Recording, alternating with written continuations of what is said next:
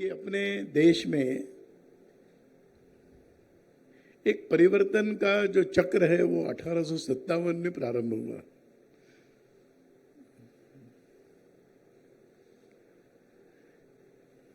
परंतु 90 वर्ष लगे कि जिसको हम परिवर्तन अनुभव कर सके, ऐसा प्राप्त करने के लिए 90 वर्ष रुकना पड़ा। तब जाकर 1947 में ये देश स्वतंत्र हुआ। कोई कम साधना नहीं थी। 90 वर्ष लगातार निरंतर प्रयत्न करते रहना है। हम 1947 के बाद का अगर हम अपने देश का चित्र देखते हैं तो आज का दृश्य देखने के बाद कोई कहेगा नहीं, दुनिया की कोई शक्ति नहीं कह सकती कि ये देश 850-900 वर्ष गुलाम रहा होगा और इस देश के गुलाम नागरिक रहे होंगे। ये आज के वर्तमान अपने पीढ़ी को देखकर किसी की कहने की हिम्मत नहीं है। आज कई क्षेत्रों में हमने प्रगति की है, फिर वो विज्ञान का क्षेत्र हो, कम्युनिकेशन का क्षेत्र हो, सुरक्षा का क्षेत्र हो, एक अनाज के क्षेत्र में परिपूर्ण स्वावलंबी होना चाहिए, उस क्षेत्र में अपन यहाँ पर वैज्ञानिकों ने किए हुए प्रयोग हो, स्वास्थ्य के क्षेत्र में श्रेष्ठ प्रकार की सुविधाएं इस देश के सामान्य व्यक्ति को उपलब्ध हो, इस प्रकार के प्रयास यहाँ पर देश में हुए। अंतर्राष्ट्रीय स्तर के शिक्षा संस्थान भी भारत के अंदर है। क्या आज बहुत सूक्ष्म रूप से प्रक्रिया प्रारंभ हुई कि विदेशों से भारत में लोग पढ़ने के लिए आते हैं, स्वास्थ्य की सुविधाओं के लिए आते हैं। यह एक सही दिशा में प्रवाह प्रारंभ हुआ है। पहले कभी भारत में आते थे, बाद में बीच में हम जाते थे, अब फिर आने की प्रक्रिया प्रारंभ हुई है। क्या इसको हम परिवर्तन की दिशा नहीं मान रहे हैं? आज दुनिया का संख्या शास्त्र ये बता रहा है कि बहुत निकट भविष्य में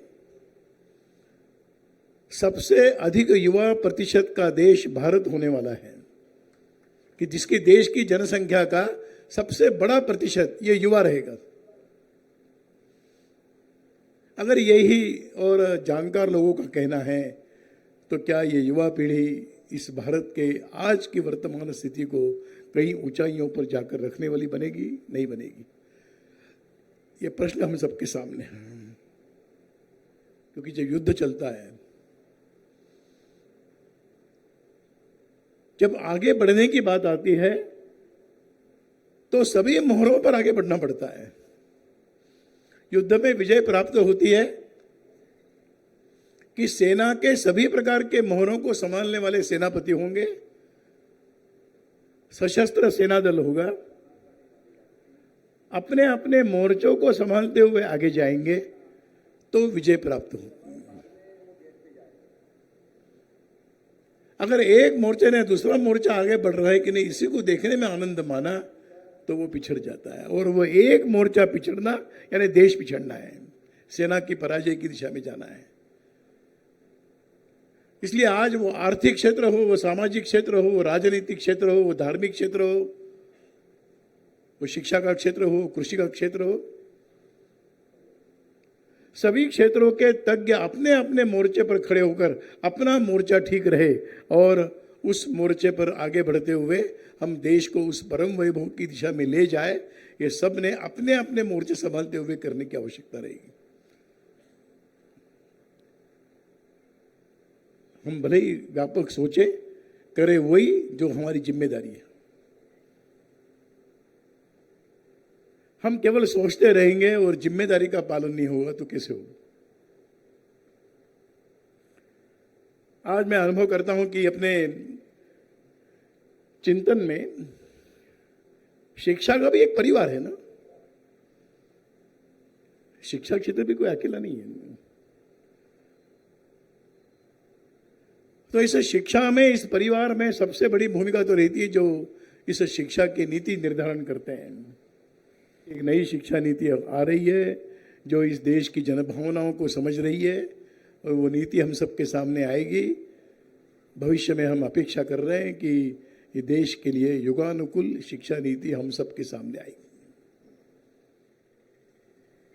अच्छे अच्छे विचार और अच्छे सिद्धांत, अच्छी नीतियां कई शासन के अलमारियों में बंद न हो जाए, आने वालों के अध्ययन का विषय न बन जाए, कि ऐसे विषयों को, नीतियों को समझकर संस्थान उस दृष्टि से सिद्ध होते जाए। पर क्या केवल संस्थान अच्छे होना पर्याप्त है? तो हमारे यहां पर कहा गया कि नहीं, उस संस्थान के सारे कार्यकलापों को समझकर, उनके कार्यक्रमों को समझकर, उनके उद्देश्यों को समझकर प्रत्यक्ष जमीन पर उतारने का काम तो वो अध्यापक वर्ग करता है। वो हम सब लोग यहां बैठे हुए हैं। परंतु क्या केवल अध्यापक वर्ग सभी पर्याप्त है और ठीक है, उससे काम होगा? नहीं, आज की नई पीढ़ी को भी इस भाव के साथ जोड़ते हुए कि तुम्हारे जीवन के लिए किस प्रकार की शिक्षा आवश्यक है, उसके मन के अंदर गहराई से बिठाने की आवश्यकता रहेगी। और वो प्राथमिक शिक्षा से ही प्रारंभ करना पड़ेगा। कोई भी परिवर्तन आता है वो उच्च शिक्षा से परिवर्तन नहीं आया है। परिवर्तन जहाँ पर मूलभूत प्राथमिक शिक्षा से जिन प्रारंभ हुआ, वहीं पर इसके परिवर्तन की दिशा हम अनुभव करते हैं। लगते हैं सालों साल, परंतु क्या आने वाले उस प्राथमिक शिक्षा प्राप्त करने वाले के मन में जो एक आधारभूत कुछ बातें जो बिठाने की आवश्यकता रहती है। शब्दों के अर्थ नहीं समझते, परंतु शब्द हृदय में पहुंच जाते हैं। अर्थ समझने के लिए एक आयु आती है, उस आयु के साथ बालक अर्थ को समझने लगता है। इसलिए छात्र बड़ी शक्ति है। और सबसे बड़ा उसका भी, उससे भी आगे चलकर है, जो आज हम अनुभव कर रहे हैं, आज आप मुझसे भी ज्यादा आप लोग अनुभव कर रहे होंगे कि अपने बालकों के बारे में सोचने वाला अभिभावक वर्ग वो क्या सोच रहा है। पर कभी कभी लगता है कि एक नियति का भी एक चक्र चलता है। हम आशा करते हैं कि ये चक्र कभी नीचे चला गया था, फिर अभी ऊपर आ रहा है। अभिभावक वर्ग भी सोचने वाला बनेगा, उसी प्रकार के अपने छात्रों के भविष्य के बारे में सोचेगा। उस भविष्य को मजबूत करने के लिए अध्यापक वर्ग खड़ा होगा। इस प्रकार के अध्यापकों की शक्ति का सही उपयोग करने वाले शैक्षिक संस्थान बनेंगे। और इतना सारा देश भर फैला हुआ जो शैक्षिक संस्थानों का जाल है, उसको सामने रखकर नीति निर्धारण करने वाले विश्वास के साथ नीतियों को बनाएंगे। ये समग्रता से विचार होने की आवश्यकता रहेगी। मैं समझता हूं कि आज जो एक समस्या है कि एक गुणवत्तापूर्ण शिक्षा चाहिए, और किसी सामान्य से सामान्य व्यक्ति को भी शिक्षा उपलब्ध होनी चाहिए कि क्वालिटी एजुकेशन और अफोर्डेबल एजुकेशन।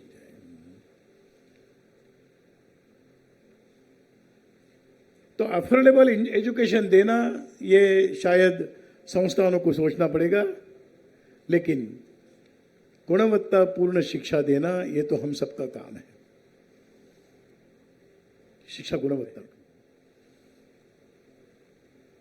क्या आज की शिक्षा, क्या ये इंफॉर्मेशन ओरिएंटेड है कि नॉलेज ओरिएंटेड है? मेरे जैसा व्यक्ति अनुभव कर रहा है कि ये नॉलेज ओरिएंटेड से भी ज्यादा इंफॉर्मेशन ओरिएंटेड है। जानकारी का भंडार उसको प्राप्त होता है, ज्ञान कितना प्राप्त होता है कहना मुश्किल है। ये जानकारी और ज्ञान में अंतर क्या है, इस पर सोचने की आवश्यकता है। और इसलिए इस प्रकार की नए बातें करनी पड़ेंगी।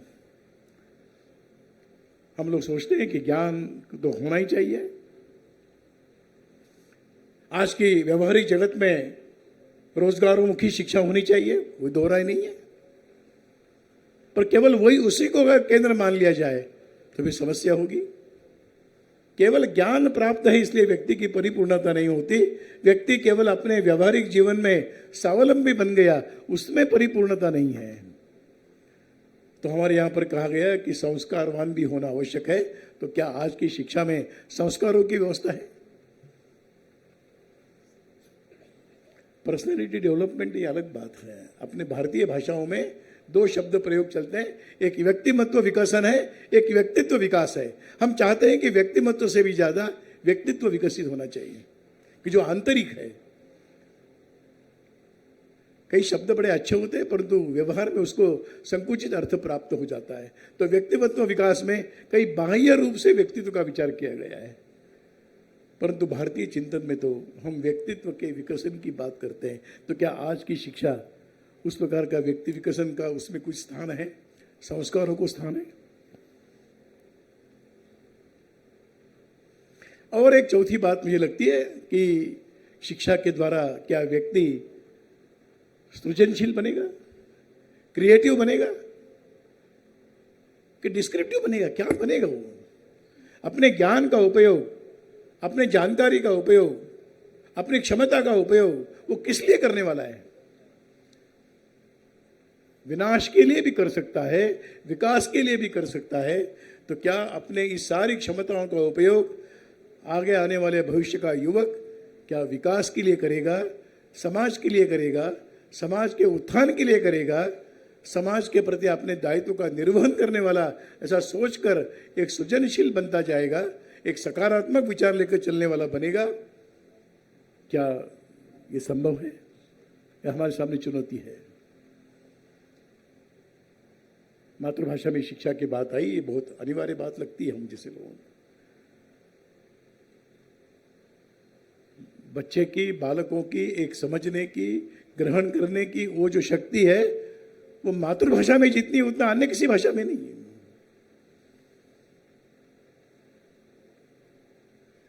आज के इस युग में मातृभाषा में शिक्षण, इसका कितना कानून बनाया जा सकता है मैं नहीं जानता, लेकिन सरकार के प्रतिनिधियों से मेरा यही निवेदन रहेगा कि मातृभाषा में शिक्षा लेने वालों को प्रोत्साहित किया जाए, विशेष सुविधाएं दी जाए, विशेष प्रकार की व्यवस्थाएं की जाए। जो इसको लेकर चलेंगे उनको लगना चाहिए, गौरवान्वित लगना चाहिए कि हाँ, इस बात की चिंता सब स्तर पर हो रही। शिक्षा केवल क्लासरूम में नहीं होती है, तो शिक्षा के लिए एक पोषक वातावरण चाहिए। वो पोषक वातावरण केवल भवन के विशालता से नहीं बनता है। वो कैसे बनता है, इस पर आपको सोचने की आवश्यकता रहेगी। शिक्षा क्या संवादात्मक हो सकती है, इसका विचार होने की आवश्यकता है। संवाद के द्वारा शिक्षा हो। पर जब 35 मिनट के पीरियड में हमने शिक्षा बिठा दी तो 35 मिनट खत्म होने की राह देखते हैं। इसलिए कुछ सोचना पड़ेगा, व्यवहार में कैसे लाएंगे, विचार करना। क्या हम शिक्षा के द्वारा व्यक्ति को संवेदनशील बनाएंगे, समाज की समस्याओं को देखने वाला बनाएंगे? क्या उसके जीवन के अंदर किन्हीं कुछ बातों का, श्रेष्ठ बातों का संक्रमण होना चाहिए? ये संक्रमण की कोई विधि विकसित कर पाएंगे? इस प्रकार का समग्रता से विचार होने की आवश्यकता रहेगी।